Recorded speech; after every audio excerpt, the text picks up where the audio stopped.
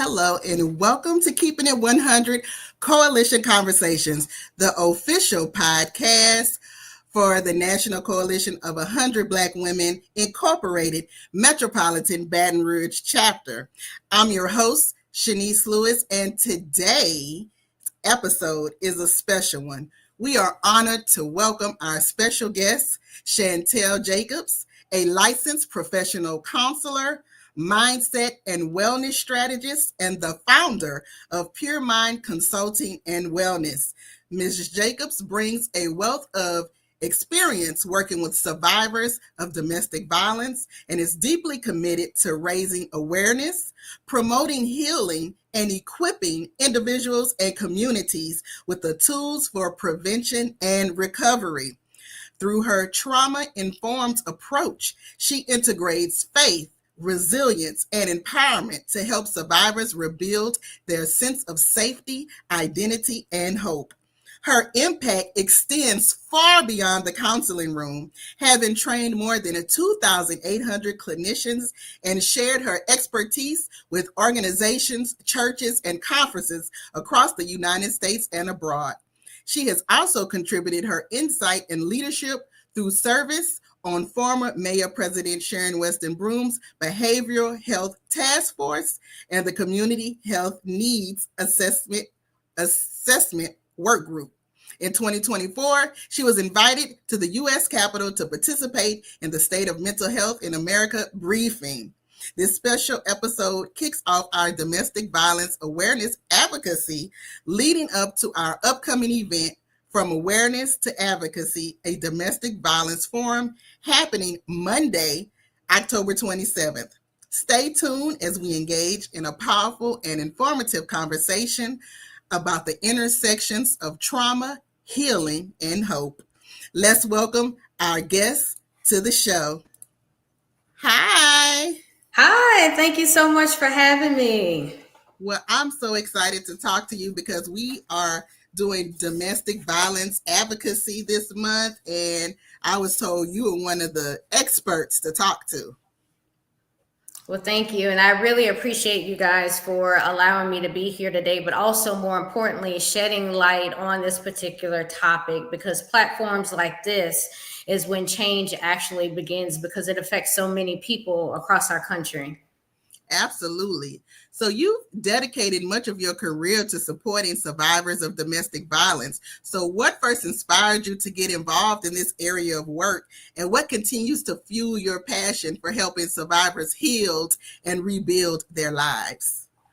Yes, so actually, I work with so many clients throughout the years. I've been in mental health for 22 years, and I've seen throughout my career so many women that are impacted by domestic violence. I see how it breaks them down. I see how it makes them feel hopeless. And so by seeing an uptick and increase in this particular area, I got more passionate about figuring out what are more ways that I can help women in this area, because I feel like it is important to give people hope, to inspire people, but to also show women that you can live again. This does not define you. There is a lot of shame around this. This is a topic that is not sexy. This is a topic that people don't like to talk about often, but it affects so many people. And when we look at statistics, 1 out of 2 women in the span of lifetime in the United States alone are impacted by this. 2 out of 5 men are impacted. And so when we look at those numbers, it really shows us that there is a need, and we have a responsibility as a community to shed more awareness about this so that we can begin to help people and equip them with the tools necessary that they need. And you said 1 out of 2, that's everybody. That's a lot of people throughout the span of a lifetime will be impacted by some form of domestic violence. And I'm sure we'll get into that later, but there's many different forms. Even in Louisiana, during the pandemic, we did see an uptick in domestic violence. So even per the reports that were published, there were about 100 and I want to say 81 or 189 individuals from 2020 to 2022 that were impacted by domestic violence just in Louisiana. The following year, it was in the 80s. And so it shows that many people are affected by this and are dying by it, because those numbers are the individuals that actually passed away due to domestic violence. So, how do you define domestic violence? And what are some of the less obvious signs people often overlook? Yes, and that's a question that I get often. When we look at domestic violence, oftentimes we equate that to things like just physical harm. But Right. outside of physical harm, it's also that pattern of behavior that people use to try to gain some sense of control over another person. So even from, like, say, a clinical standpoint, we see things like emotional, verbal abuse, psychological abuse, where it may be name calling, saying that you're not worthy, or nobody wants you, you're not beautiful. If I'm not with you, right, you're nothing. And what does that do to a person over time? That could be more devastating than the physical abuse, because it actually rewires a person's brain where it makes them feel like, I'm not worthy. Maybe I should stay here. Maybe this person is right. And some other areas of domestic violence that we see often is that individual may end up sabotaging a person's work opportunities. They may even control someone's finances. I've seen in cases where a woman's check will go straight to their spouse's or partner's account. And so if they're not able to gain access to the money, that's a way to try to get that person to stay. We also see things like humiliation or isolation from people, isolation from friends or family members. We see also digital abuse, and digital abuse is something that we don't talk enough about, where a person may monitor where you're going. They may put an air tag in your car, hide it in your clothing. The 360 app. That's right, the 360 app, right? Or I've seen cases where clients are concerned because they found a recording device in the car, and that's where they're having their therapy sessions, or that's where they're speaking to family members trying to get support, and that person is listening in. There could be hidden cameras inside the home also that can be a concern. And so when we look at the spectrum of behaviors, there's a lot of particular areas that can cause domestic violence that we sometimes don't pay attention to. And so even with those behaviors, it can begin to create more dependency on an individual. It can also erode a person's self-esteem as well. So, how can someone tell the difference between a relationship that's simply unhealthy and one that's abusive? That's a great question. So with unhealthy relationships, that may involve more things like, say, conflict or poor communication. We may not agree, or we may not be compatible. But even with the conflict or poor communication, both individuals still have a sense of freedom or emotional safety. But when we're looking at more of an abusive relationship, one person consistently tries to use their power or fear or control to dominate an individual. Now, when you say stuff like this to older women, they will say something like, you're supposed to submit to the man. Now, how does that fall in under that submission? Yes. Ooh, these are some great questions. So even when we're looking at the submission, and a lot of that falls in line with what biblical terminology, right? Based off the Bible. And so oftentimes when we look at that, right, the Bible does talk about submit, but there is a difference between submitting and honoring your husband and respecting him versus him dominating and control. There's submission, then there's domination. And so when we look at domestic violence, that's more of a domination of an individual, because if you're honoring your wife and you're treating her like value, you're treating her like a queen, you're not controlling her, you're not dominating her, you're not making her feel worthless, you're not making her low self-esteem be low, or causing her to have anxiety or depression based off your interactions with her. So, what are some of the myths or misconceptions about domestic violence? Well, I would say one of the myths is that victims choose to stay. We hear that a lot. And so the truth is that when a person leaves an abusive relationship, based off statistics, it can take a person anywhere between 8 to 9 tries of leaving and attempting to leave before that they actually leave. And when we look at that, it's complex. It may be due to finances. We talked about earlier how sometimes individuals' finances are being kept away from them. It can have a lot to do with children or shame or trauma bonding. All of that can play a role in that. Some other myths can be it only happens in certain communities or income levels. That's not true. It can happen across all levels, whether it be culturally, educational, or socioeconomic status. And then thinking of another one, I would say that a lot of times people assume that once you leave, that instantly you're free. But sometimes they come looking for you. That's right. You may be free physically for that particular moment, but you're not free mentally because healing is a process. So would you suggest women have a separate money on the side, a separate checking account, just in case they need to get away one day, even if something is good right now?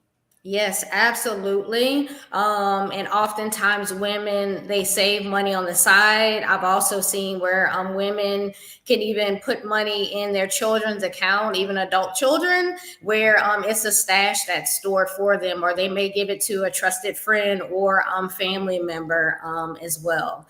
But the important thing is to be very discreet, because when we look at technology, whether it's the phone devices or computers, there's so much technology out right now where people can hack your accounts and your usage on the computer. And so that poses as a safety risk for individuals that may be on the computer and trying to open accounts or handling business or emailing people. So we always encourage individuals to either have a separate computer that you can use. You can also go to the library and use a computer. That way you don't have to worry about any communication that you're sharing. That person won't have access to it.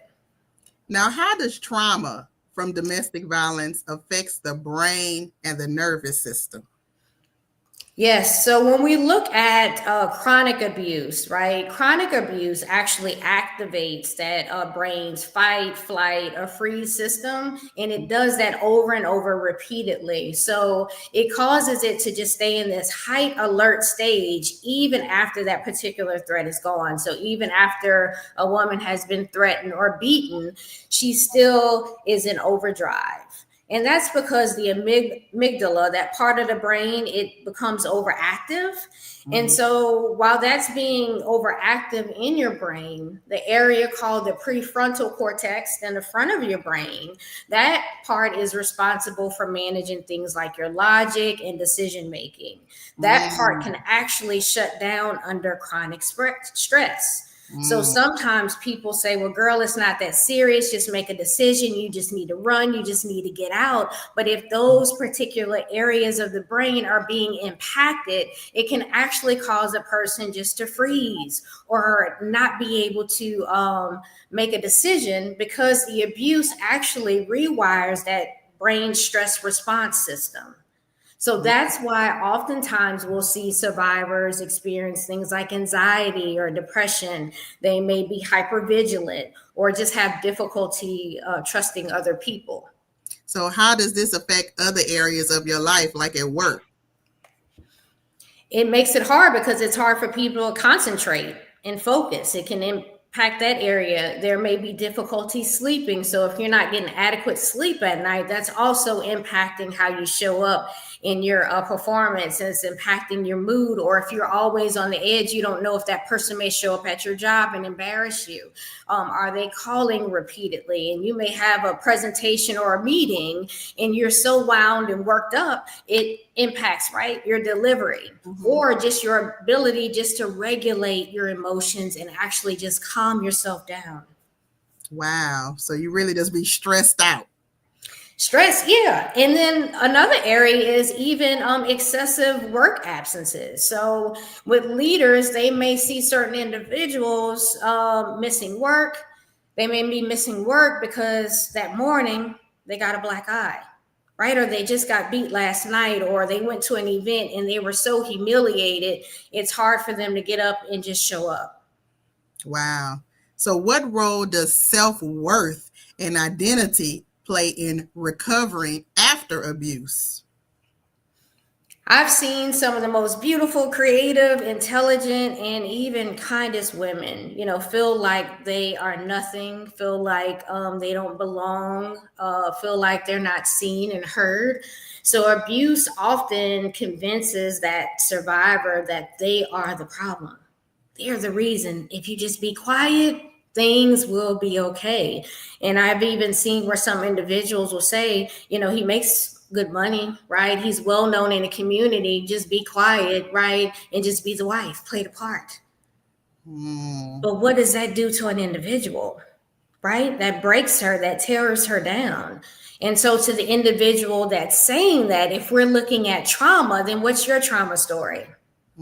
What's making you feel like the money is more worth your value? So when we look at individuals, it's important for them to begin to rebuild their self-worth, because that's the key to recovery. That's the key to saying, you know what, I do not have to put up with this. I can get out. I can seek the support that I need. And now, it gives them, go ahead. I'm sorry. A question just popped into my head. How important is a father figure with this domestic violence, and what you would accept and not accept? A father can play a very important role. And when we look at fathers are what? Protectors, they're leaders, right? They comfort their daughters, and fathers also teach their daughters how valuable they are, but they're also supposed to model how a man is supposed to treat a woman. And so oftentimes, a lot of women that I see don't have a father, or if they have a father, he was more there. He was a physical father, right, in the home, but he wasn't there mentally. He wasn't there to teach. He wasn't there to coach. He wasn't there to support and listen. He may have just been there to provide financial support, or he may have been in and out the home. And so sometimes you have women, they say, well, this was never modeled for me, how a man is supposed to treat a woman. I have no clue, or I grew up seeing, right, many women in my life being treated this way. So I thought it was the norm. Okay, we have a question from the audience that is right along with what my next question was. So it's, how can family members support victims while they are actively dealing with trauma without them either making things worse or making the victim feel less than? No, I appreciate that question. So we want to start by just listening, because oftentimes people don't feel heard. When they're interacting, right, with that spouse or with a partner, they're not heard, right? Everything is just being done to them. So we want to listen and not lecture. We want to say things like, I'm here for you when you're ready, or you don't deserve this. But we just want to make sure that we're not pushing them to leave before they're ready to leave, because that can even heighten that person's danger as well. We want to be able to offer emotional support, practical help.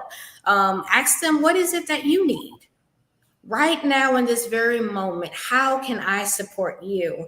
Because oftentimes we come up with all these ideas, and they can be wonderful ideas, but not for that person. And so we really want to hear from them. What do you need so I can provide the best support that you need? Let them know that I believe in you. You're not alone. And then if the guy knows that you're trying to help the woman, he might be like, she's a hater. She doesn't have anybody. She trying to tear us apart or something like That's that. Right. Absolutely. So even in those cases, I always advise, encourage that person in your life. Please, the things that we talk about, I care about you, and I wouldn't want anything to happen to you. So what I share with you, can you please, not share that, because I want you to live. I want you to be alive. We never know what a person is capable of. Sometimes the people that you least expect are the ones that may ultimately take a person's life. I don't know if people saw the news today, but in Algiers, Louisiana, a 16-year-old girl was shot going to the bus stop by a 20-year-old male. Wow. Just today. And as we're talking about this today, this shows the essence of why these conversations are important, that people are suffering, people are hurting, and we have to look at what are ways that we can begin to rally around people and support one another. Well, how early do patterns of unhealthy relationships begin, and what warning signs should parents and educators look for in teens? This is an area that we don't talk about enough, but we're seeing some unhealthy dynamics as early as middle school. And so teens may confuse things like jealousy with love or control with care. So those warning signs includes things like isolation from friends. You may see things like sudden mood changes, declining in their grades, or anxiety about just pleasing their partners. So it's very important for parents and also educators, because they also spend a lot of time with youth, to pay attention to some of those subtle shifts. Like even secrecy or changes in social habits, or becoming overly dependent with an individual that they're currently dating or involved with. And even that technology tool, as we talked about earlier, is another area of control that we see a lot. We see where their youth are doing the 360 apps, right? They're monitoring each other's location, tracking each other, popping up where an individual may be, or they may be threatening to expose private messages on social media, or sexual inappropriate pictures, and things like that. Now, before talking to you today, I did think the 360 app was for safety, because I do have that on my phone, but I have my best friend, watching me, not, me. But I do feel like it could be for safety purposes. Absolutely. It's the context, right, in which you use it. But if you are 15 years old, right, you have no business sharing your location with someone you're dating. You share that with your parents or your grandparents, right? A family member that is responsible for you versus someone that you're dating. Right. And when we look at teens being impacted by this, we see about 1 in 12 students experience physical dating violence. And then there's about 1 in 10 experience sexual dating violence. So if we look at those numbers are alarming. They are high. And out of those numbers, we see about 9% of teens actually report that they're in an abusive relationship. So what does that mean? The teens are not communicating, but also as adults, we need to shed more light. We need to talk about this in schools. We need to also talk about this as therapists on platforms like this in our community, but also as parents and caregivers. It's important for us to begin to have the conversation with our youth. So what are some ways to start conversations with the youth about boundaries, respect, and safety in relationships? First off is building a rapport relationship with that youth. Spending one-on-one time is important. I always advocate and encourage parents to make sure that they spend one-on-one time with their children. A lot of times they're always with the family, they're with the siblings, they're with both parents in some cases, right, or caregivers. But having that one-on-one time gives kids the opportunity just to open up and share, to feel safe. So we want to make sure that we're listening to them, because sometimes we listen, but then we're very reactive, right? We're ready to rebuttal. We're ready to give our opinion. And then what do kids do? They shut down.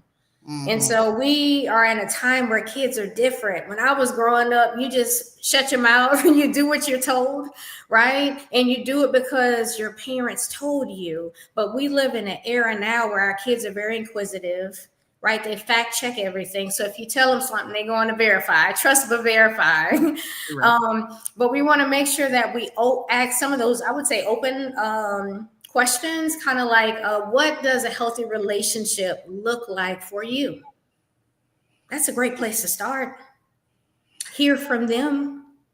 So, what are some of the long-term emotional effects of surviving abuse, and how can therapy help with the healing process?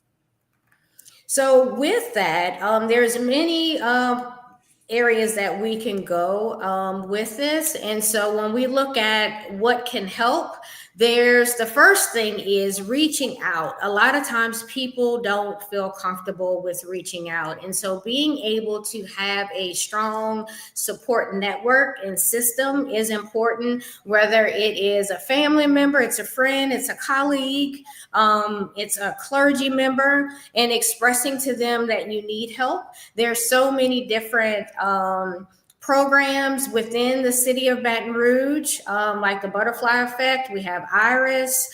We also have community centers as well as counseling agencies that are there for support. So it's reaching out and not suffering alone, not suffering in silence. But then it's also, as you talked about, making sure that you save money on the side. Because when you decide to leave, having finances is something that's beneficial. But when we look at a lot of those resources that are available, like Butterfly Effect and others, Risen Queen, they have a lot of programs embedded within the program. So if you're struggling with finances, if you need legal advice, if you need food and shelter, they're there to provide that support that can be very beneficial. So, are there long-term effects even if you're in a household that abuse was happening? Like if it was a family member, is that lifelong effects on you too? Absolutely. It can affect everybody that's involved. And so with this, it creates this sense of a heightened alert. And so if your body is being programmed to always be in defense mode and protect itself, it takes time to rewire how your brain is thinking and responding to stimulus and environmental factors. And so even with this process, it's a process that takes time. And that's why therapy is so important, because even with therapy builds up the individual. It helps them to see themselves as being worthy. It helps them to unpack their story and process those memories in a very safe environment. But then it also teaches them that you can have an identity again. You are not defined by what happened to you. You get to change the narrative and you still have purpose in life. But even those surrounding individuals that are involved, it can overwhelm them because they may see the person leave and then go back, leave and go back. They see the tears, they see the bruises, they see how it's affecting the kids. And so not only does it affect that individual or the children in the home, it also affects all of the loved ones that are scared or worried or concerned or wondering, one day, will I get that phone call telling me that this person is no longer here? So I also see individuals that come to therapy because they're processing that. Right. Okay. So if you leave, not only you need to go to therapy, but you need to put your kids in therapy if they saw it. Everybody Absolutely. needs it. Okay. So what are some protective factors that help women and teens avoid cycles of abuse or re-victimization? So, what are some things that they can do is building up your self esteem, building up your self worth, and knowing who you are. And if you don't know who you are, it's helpful to ask people that love you. Say, tell me some things that I'm good at. Tell me what are some things that you notice about me, or what are some of my strengths? Going to therapy, being able to process that too, because sometimes if you're looking at individuals, if they've been in repeated relationships, of domestic violence, you need to unpack, like, where did that start? Mm-hmm. Is this generational? What Yeah. have you learned from your family systems? So it's the awareness, it's education around this, just like what we're talking about today. It may be some areas that people are hearing for the first time that they can take away, that they can go and ask somebody else. Just like today, people may say, let me go talk to my teen, whether they're in middle school, high school, or college. Let me do a check-in. Also, as individuals, we should be looking at modeling some healthy relationships. What does that look like? And sometimes, do you tell women just it's okay to be single? Because then some people just hop from person to person and person like they scared to be alone. Yes. So even with that, right? What's the response there? What makes you feel like you need somebody to add value? And so I always encourage people, it's okay to be single. It's okay to even take solo trips. I have many clients that build up the courage to do it and come back and they're like, Shantelle, like, I am so proud of myself. I'm glad I did it, or I'm glad I sat in a restaurant alone. It was actually enjoyable. And so we have to look at what is the need of me needing that, because we have to be whole with ourselves first. We come into this world alone and we will exit alone. And so that means that we are capable, right, of being alone. And when you look at a partner is great, but that's an add-on. That's lanyard, as what we call in Louisiana. That's in addition to, but whether I'm in a relationship or not, I can stand on my own and I can be okay.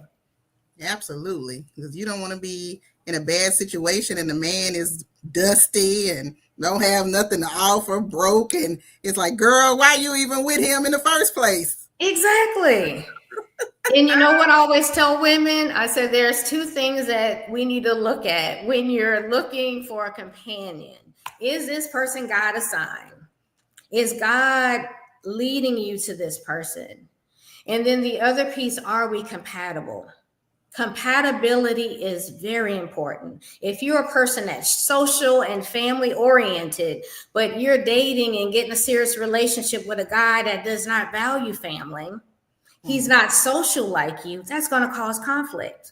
Mm-hmm. Compatibility. And so we really need to spend time really looking at that compatibility piece. So what resources are available in the community?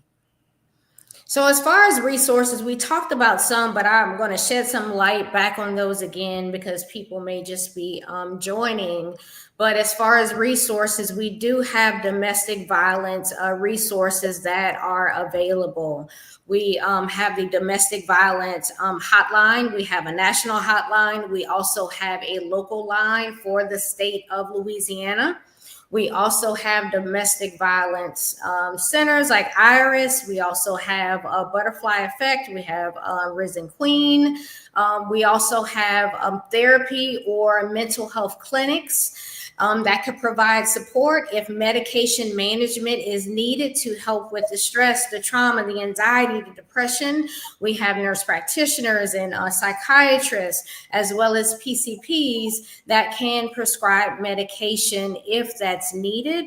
But along with that, I'm excited to share, and I love when our state is forward moving and addressing these areas that affect our area. Not only can you file a protective order through our court system, now we can file it through the East Baton Rouge Parish Libraries. So this is a big step in the right direction. And they noticed that with the courthouse, it's open from 8:30 to 4:30. So being able to now go to the library, that affords those people that are not able to get there by 4:30, you can go to the library and they have trained staff that can assist individuals with navigating those legal forms. Okay, I want to touch on two things you said. The first thing you said was about resources if you need medication. Now, what would you need medication for? Like for anxiety or depression because of the situation? Okay. Yeah, some individuals may have anxiety or depression. It may be so severe where it's hard for them to function. It may be hard for them to parent or work or just make it day to day. And even when people take medication, I'm not a physician, so let me give that disclaimer, but a physician or nurse practitioner would be able to let you know, is this something that you may need to be on long term or short term? But you want medicine to get out. You don't want to take the medicine and stay in that situation.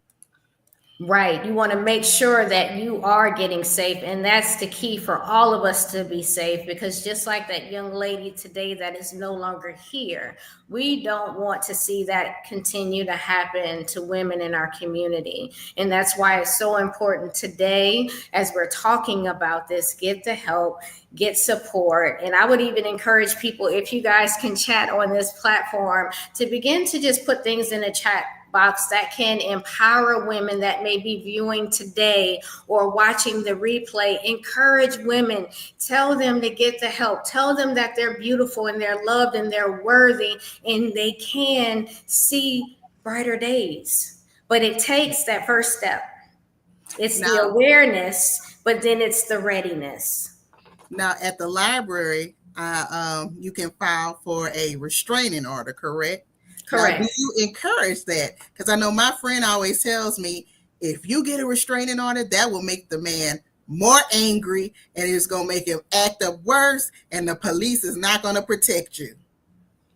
So we have to look at the purpose of a restraining order, right? That protective order is to essentially protect. And if a person is exhibiting behaviors and we have no legal document or any justification to say things are happening, then where's my paper trail? And so there may be things that evidence that we may need, right? In a protective order. If we don't get it, then we're saying that it's not needed.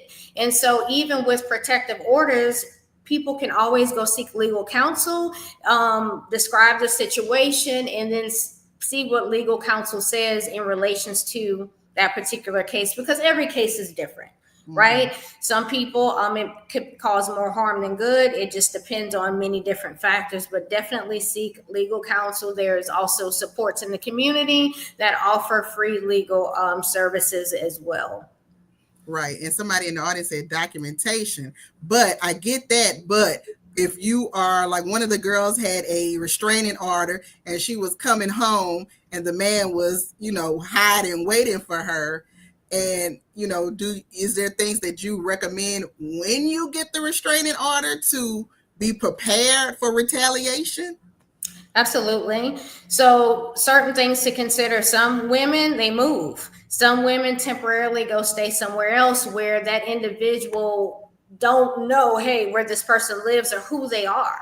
And so it's looking at what makes me feel safe. There are also shelters that we have in the Baton Rouge area. And for those that may be watching in other areas, they're across the country. So even if it that severe where it's like, you know what, I am concerned about retaliation. Is it somewhere safe that I can go, or am I willing to go to a shelter? You can also contact the domestic violence shelters as well. They can also assist with appropriate housing just to ensure that individuals are safe. So not only that person, but also the children that may be involved as well. It's also looking at work. Am I concerned? Do I need to speak with my boss? Will they allow me to work remote temporarily until I can get things sorted out?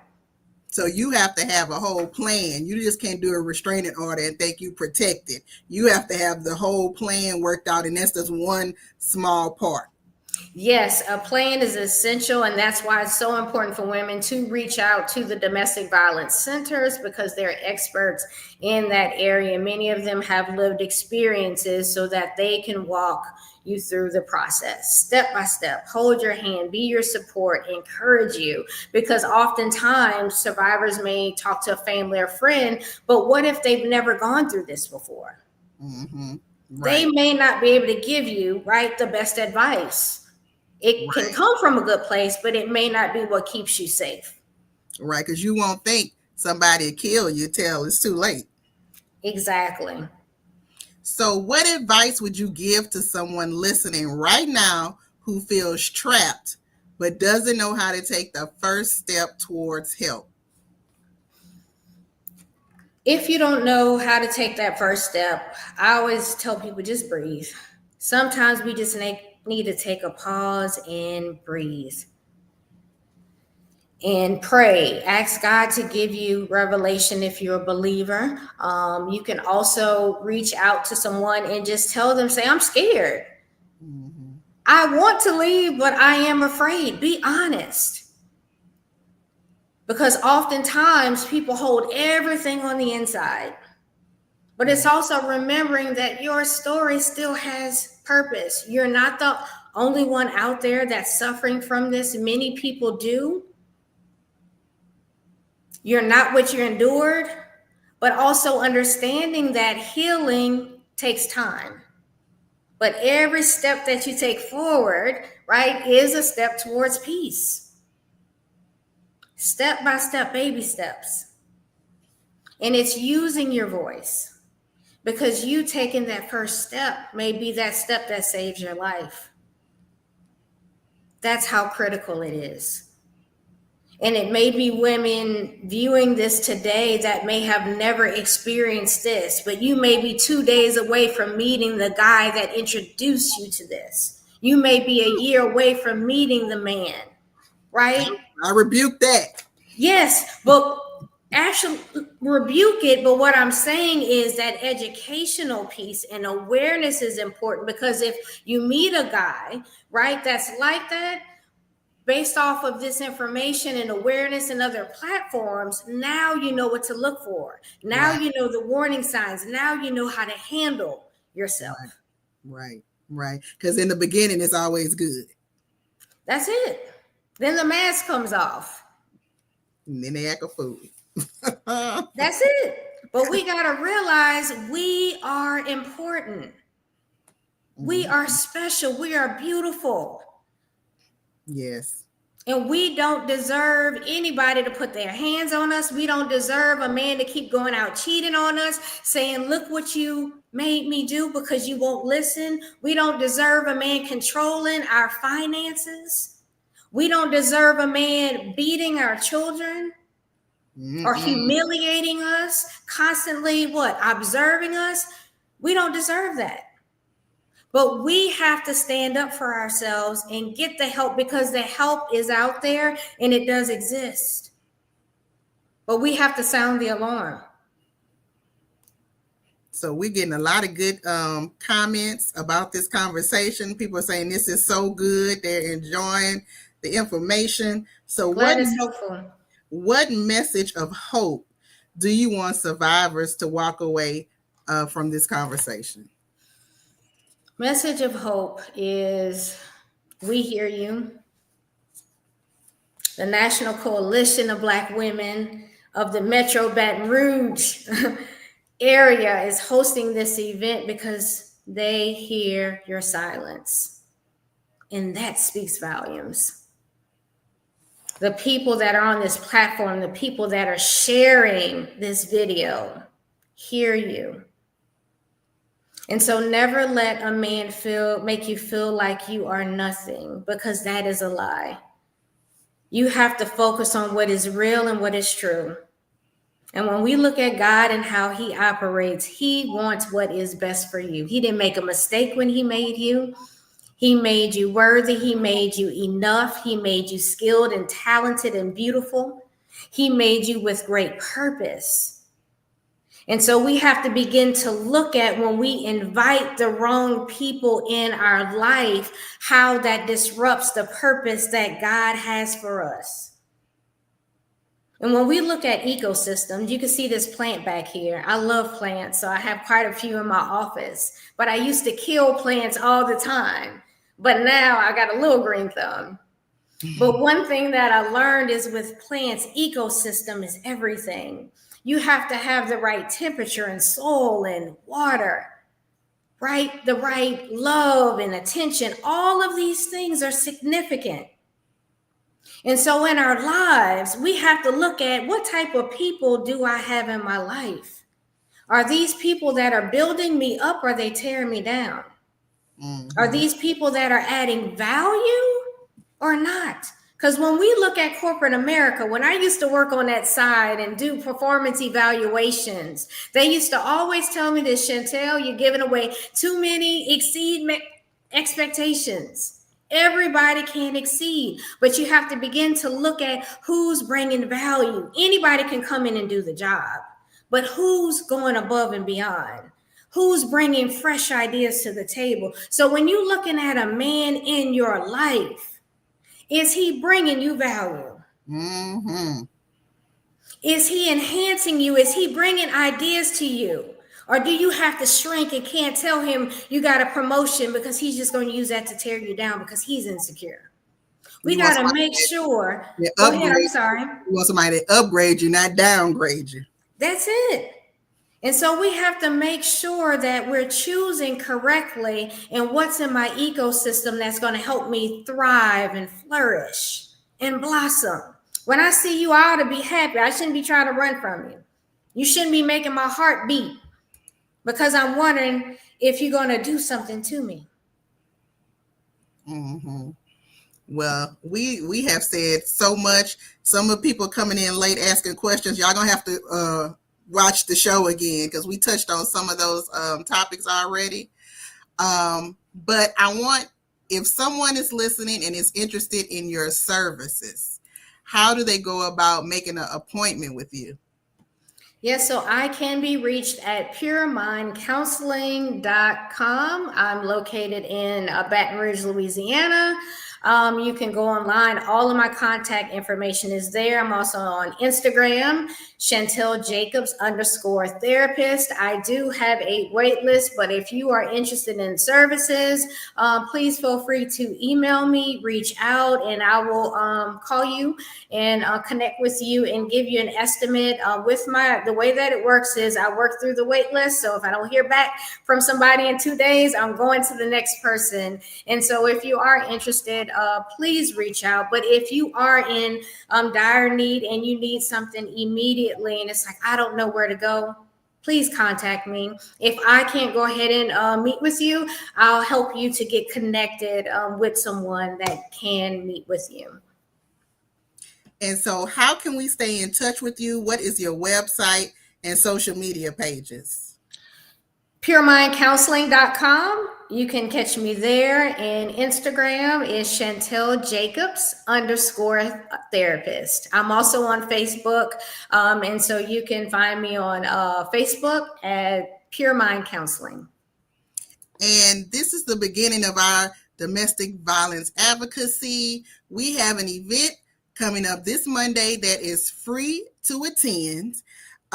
So all you have to do is register and show up, and there's going to be more conversation on this and how we move forward, and even public policy related to domestic violence. So this is one of our annual programs. We hope to see you there October 27th. That's Monday at 6 o'clock at the Martin Luther King Jr. Community Center. So Miss Jacobs, it was a pleasure speaking with you today. We still getting good reviews in the comments. Great show, lots of valuable nuggets. This was very important. And I want to personally thank you for talking to me before the interview to help me structure this conversation in a way that it was respectful and productive. So I thank you for helping me out. And we definitely support everything you do. So let us know when you have something going on, and we definitely want to continue this advocacy.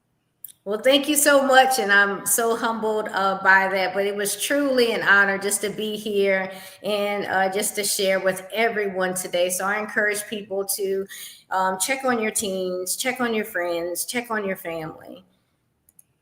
Well, thank you. I know you are ready to go home because you're still at work. So thank you and enjoy the rest of your evening. Thanks. And wait a minute. Let me get her off the stage. So I did say that we have an event Monday. Make sure you come to the event.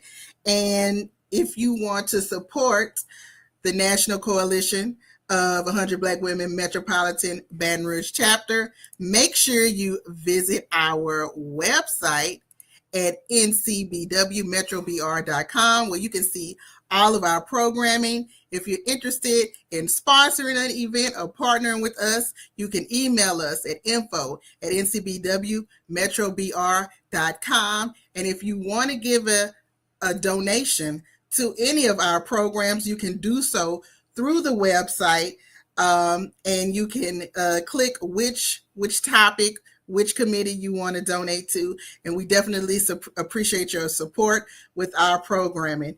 I've been your host this evening, Shanice Lewis, on behalf of the Metropolitan Baton Rouge chapter and President Dinesh Piper. Thank you for tuning in to Keeping It 100 Coalition Conversations. Until next time, be blessed.